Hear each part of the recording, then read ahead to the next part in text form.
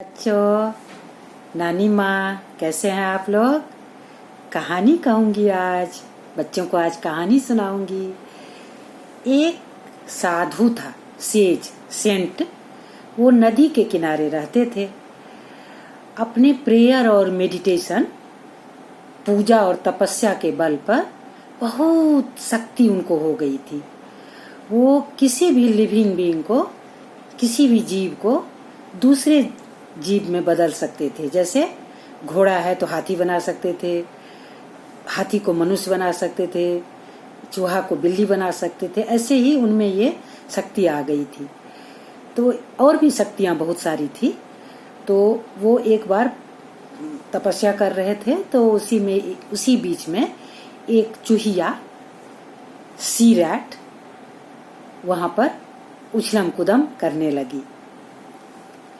तो उछलते कूदते वो साधु के गोद में आ गई।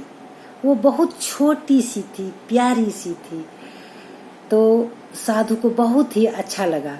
वो उस चूहिया को हाथ में ले लिए और प्यार से देखने लगे। तो उनको बड़ा अच्छा लगा। तो सोचे कि इसको हम घर लेके चलते हैं, इसको घर में ही रखेंगे अपने बच्चे की तरह। तो क्या किए, साधु जी ने उस चूहिया को एक लड़की बना दिए अपने मंत्र की शक्ति से। वो लड़की बन गई। उसके बाद छोटी सी बच्ची हो गई।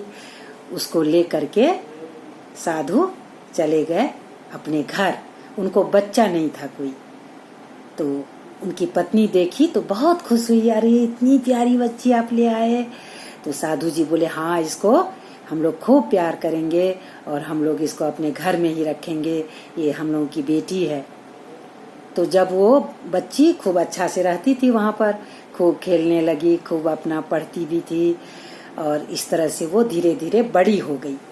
जब बड़ी हुई तो साधु को, सेंट को हुआ जो अब इनकी शादी कर देना चाहिए इस बच्ची की।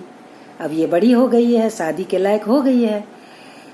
तो उन्होंने सोचा कि जो सबसे अच्छा दूल्हा होगा, जो वर होगा, वही ला करके अपनी बेटी से हम शादी करेंगे।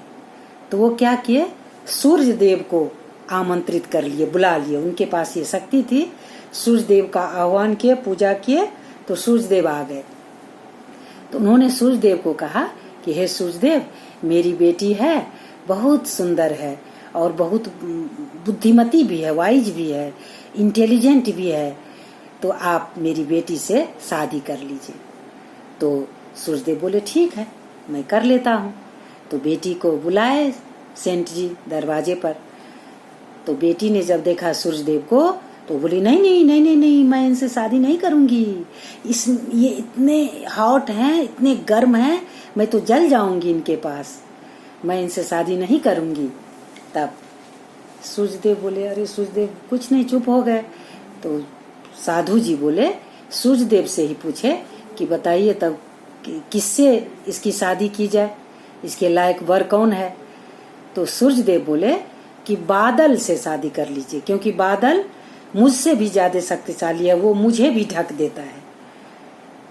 फिर साधु जी बादल का आह्वान किए, बादल को पुकारे मंत्र के द्वारा। बादल जी आ गए। तो फिर बेटी को बुलाए देखने के लिए बादल जी को। तो बेटी बोली, नहीं नहीं नहीं नहीं, ये तो बड़े काले हैं, ये अच्छे नहीं है देखने में, मैं इनसे शादी नहीं करूंगी, मैं नहीं करूंगी। अब तो साधु जो थे, उनके पिता, वो तो बड़े दुखी हो गए कि अब किससे ये शादी करेगी।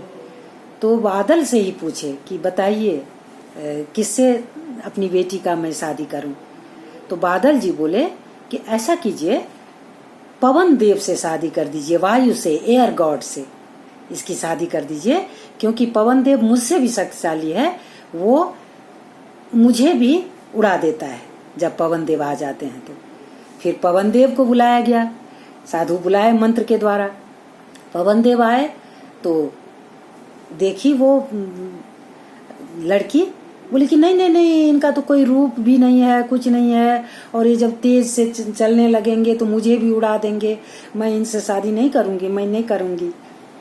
अब तो मुश्किल।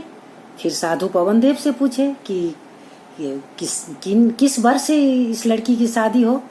तो पवन देव बोले कि पर्वत से कर दीजिए इसकी शादी, क्योंकि पर्वत हमसे भी शक्तिशाली है। मैं पर्वत को कितना भी उड़ाना चाहता हूँ, लेकिन पर्वत खड़ा ही रहता है, वो उड़ता नहीं है। फिर पर्वत का आह्वान किया गया, पर्वत देव आए। तो पर्वत को देखी वो लड़की, बोली बाप रे, इतना कठोर, इतना बड़ा, इतना भयानक दूल्हा से मैं शादी नहीं करूंगी, इतना भयानक वर से। तो साधु बड़े चिंतित हो गए कि अब किससे इसकी शादी होगी। तो पर्वत देव बोले कि एक काम कीजिए, आप इसकी शादी चूहा से कर दीजिए, क्योंकि चूहा मुझे भी काट देता है, मुझसे भी वो शक्तिशाली है। तब साधु ने समझा कि ओ, इसकी शादी चूहा से ही लिखा हुआ है, वही निर्धारित है, परमात्मा ने वही निर्धारित किया है। अतः अब इसको, अब एक लड़की की शादी चूहा से होगी, ये तो अच्छा नहीं लगेगा। उन्होंने उस सी रैट को, चूहिया को, उस लड़की को पुनः चूहिया बना दिया, जो जैसा वो मिली थी साधु को बहुत पहले बच्चा में।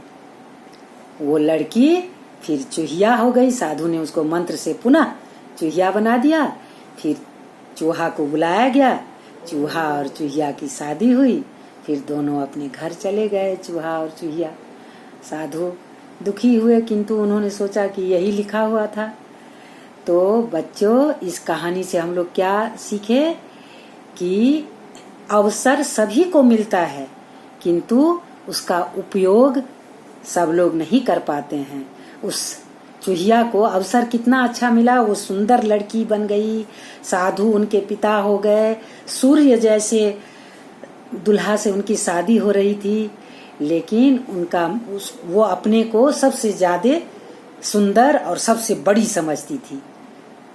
तो इसलिए होते होते क्या हुआ, चूहा से शादी हुई और खुद भी चूहिया पुनः बन गई।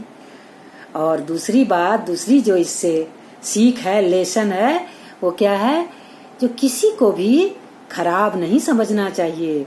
गुण और अवगुण सब में होता है।